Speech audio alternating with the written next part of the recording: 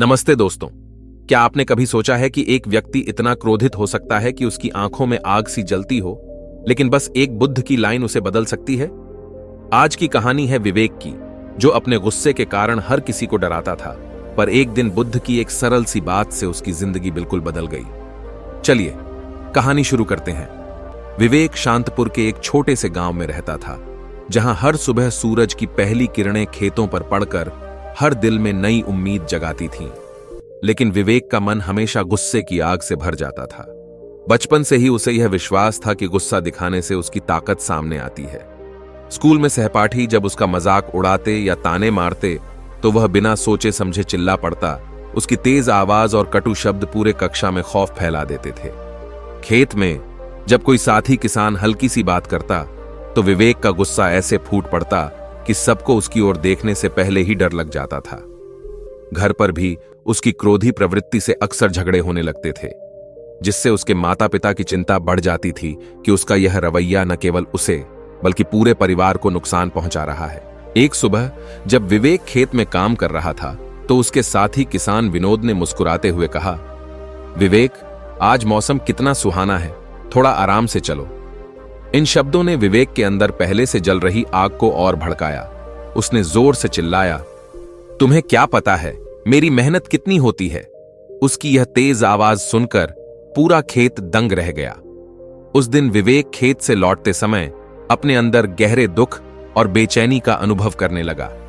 वह बार बार सोचता रहा कि क्यों हर छोटी बात उसे इतनी जल्दी क्रोधित कर देती है, और क्या वास्तव में गुस्सा दिखाने से उसे कोई शक्ति मिलती है, या यह कठोर शब्द उसके दिल को चुपचाप तोड़ देते हैं। शाम होते ही विवेक अपने कमरे में अकेला बैठकर अपने गुस्से पर विचार करने लगा। उसकी आंखों में दर्द की झलक थी और वह खुद से बार बार सवाल करता रहा, क्या ये कठोर शब्द मेरे लिए वाकई मायने रखते हैं?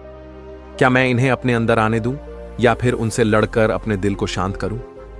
उस रात उसे यह समझ नहीं आया कि गुस्से को नियंत्रित करने का कोई सरल उपाय भी हो सकता है।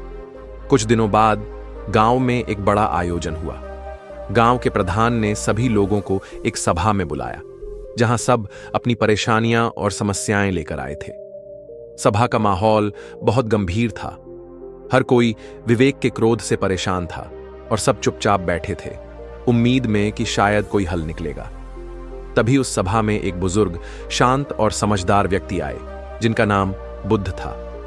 बुद्ध का चेहरा हमेशा हल्की मुस्कान लिए रहता था और उनकी आंखों में गहरी शांति झलकती थी। उनके आने से पूरे सभा में एक नई उम्मीद की किरण फैल गई।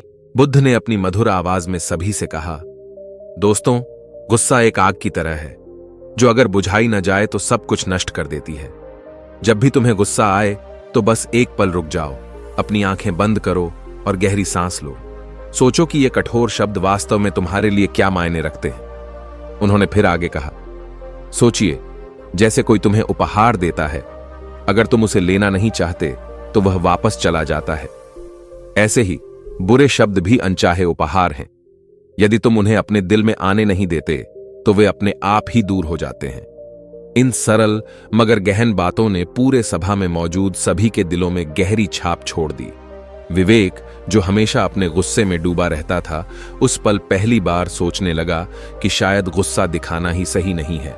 बुद्ध की वह एक लाइन, गहरी सांस लो और सोचो, ये शब्द तुम्हारे लिए नहीं है, ने उसके मन में कुछ नया जागृत कर दिया। उसे महसूस हुआ कि यदि वह इन शब्दों को अपने दिल में आने नहीं देगा तो उसका गुस्सा अपने आप शांत हो जाएगा।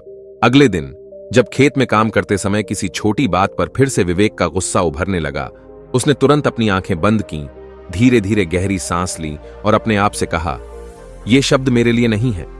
उस छोटे से अभ्यास से उसने अपने अंदर की आक्रोश की आग को धीरे धीरे कम होते हुए महसूस किया। उसकी धड़कनें शांत हो गईं और उसके चेहरे पर पहले की कठोरता की जगह अब एक नई शांति और संतुलन झलकने लगी। विवेक की यह नई तकनीक धीरे धीरे स्कूल में भी फैल गई। सहपाठी, जिन्होंने पहले उसकी तेज तर्रार प्रतिक्रिया देखी थी, अब हैरान होकर उससे पूछने लगे, विवेक, तुम्हारा राज क्या है? वह मुस्कुराता और कहता, मैं बस गहरी सांस लेता हूं और सोचता हूं कि यह शब्द मेरे लिए नहीं है। अध्यापक भी इस बदलाव से प्रभावित हुए और उन्होंने कक्षा में इस तकनीक का अभ्यास करवाना शुरू कर दिया। धीरे धीरे स्कूल का माहौल भी शांतिपूर्ण होने लगा और बच्चों के बीच झगड़े कम हो गए। गांव के बाजार में भी विवेक की बदलती सोच का असर देखने को मिला। एक दिन बाजार में दो दुकानदारों के बीच जोरदार झगड़ा होने लगा। दुकानदारों की तेज तेज आवाजें और कटु शब्द पूरे बाजार में तनाव फैला रहे थे।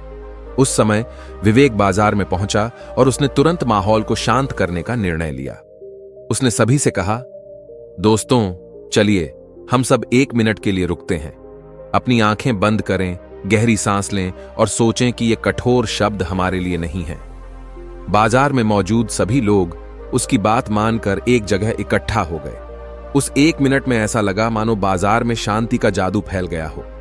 जब सभी ने अपनी आंखें खोलीं तो देखा कि झगड़ा अपने आप शांत हो चुका था और दोनों दुकानदार मुस्कुराते हुए बातचीत करने लगे। इस बड़े अनुभव ने बाजार में मौजूद लोगों के दिलों में भी यह संदेश गहरा कर दिया कि गहरी सांस लेने से गुस्सा तुरंत कम हो जाता है। धीरे धीरे विवेक का संदेश पूरे गांव में फैल गया।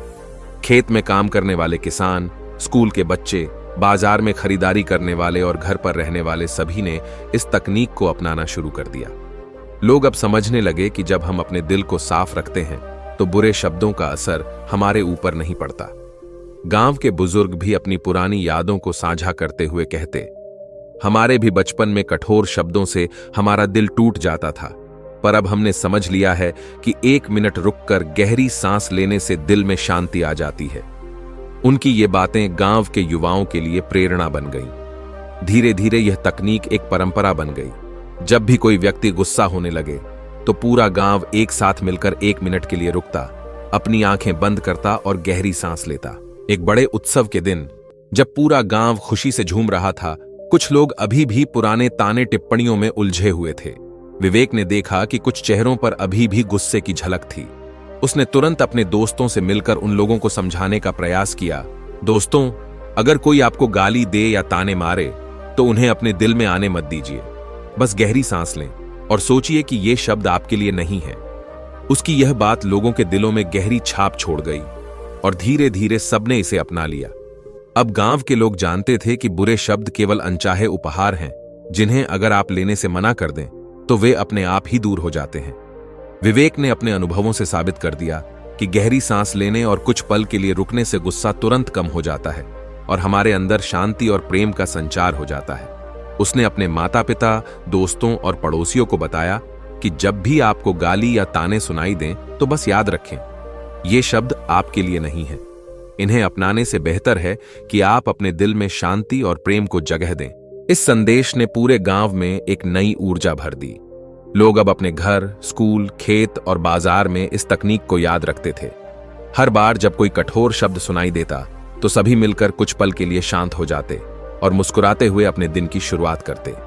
इस साधारण सी क्रिया ने गांव में स्थायी शांति का माहौल बना दिया। समय के साथ यह संदेश गांव से बाहर भी फैल गया। अन्य गांवों के लोग विवेक के गांव आने लगे और इस चमत्कारी तकनीक को सीखने लगे। धीरे धीरे इस सरल सी बुद्ध की लाइन, गहरी सांस लो और सोचो, ये शब्द तुम्हारे लिए नहीं है, ने पूरे इलाके में एक नई सोच को जन्म दे दिया। लोग समझ गए थे कि गुस्सा केवल कुछ क्षणों का अनुभव है, जिसे अगर हम नियंत्रित कर लें तो हमारे जीवन में स्थायी खुशियां और संतुलन आ जाता है। आज भी जब गांव में कोई कठिन स्थिति आती है या कोई व्यक्ति क्रोधित हो जाता है तो लोग एक दूसरे की आंखों में देखते हैं, गहरी सांस लेते हैं और याद करते हैं, ये शब्द आपके लिए नहीं है। यह नियम अब पूरे गांव में एक नई परंपरा बन चुका है, जिसने सभी के दिलों में संतुलन और शांति भर दी है। विवेक की कहानी हमें यही सिखाती है कि कभी कभी बस एक बुद्ध की सरल सी लाइन भी हमारे जीवन में चमत्कार कर सकती है। विवेक ने अपने अनुभवों से साबित कर दिया कि गुस्सा केवल कुछ क्षणों का अनुभव है, जिसे अगर हम समझदारी से नियंत्रित कर लें तो हमारे जीवन में स्थायी खुशियां और संतुलन आ जाता है। तो अगली बार जब भी आपको लगे कि कोई कठोर शब्द आपके दिल को छू रहा है तो बस 1 मिनट रुकें, गहरी सांस लें और याद करें, ये शब्द आपके लिए नहीं है। अपने दिल में शांति और प्रेम बनाए रखें, गहरी सांस लें और हमेशा मुस्कुराते रहें। आपकी खुशी आपके हाथ में है और यही वह चमत्कारी राज है जिसे 90% लोग अनजान रहते हैं। धन्यवाद दोस्तों और नमो बुद्धाय।